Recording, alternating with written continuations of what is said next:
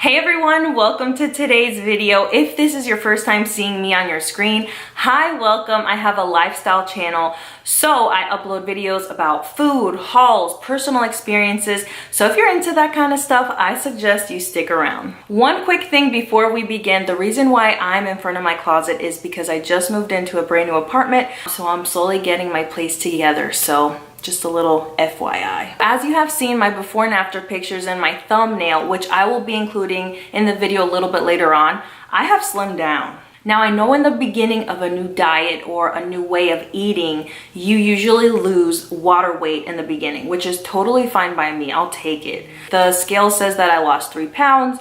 I lost an inch and a quarter around my waist. So I really like seeing those kind of results, slow and steady. Last month in January, I tried to do this whole low carb thing myself without following a meal plan. I had absolutely no idea what I was doing. I was eating bananas every day, just picking at fruit every day, eating brown rice, whole wheat bread because I thought that was better, but like my carb intake wasn't, decreasing, so I wasn't seeing any results, even though I was working out 4 to 5 times a week. And I thought, okay, well, since I'm not having a big old bowl of pasta or like going to Panera and ordering a bread bowl with a side of bread, I was doing fine, but I really wasn't.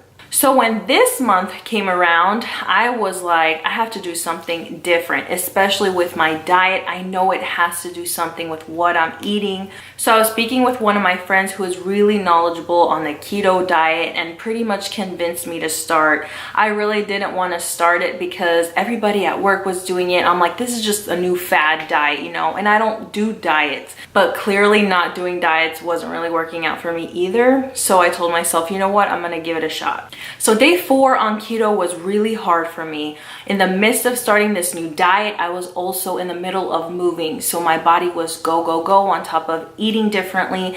And on day 4, I just like my body was just done. I came home from work. I just wanted to go right to sleep.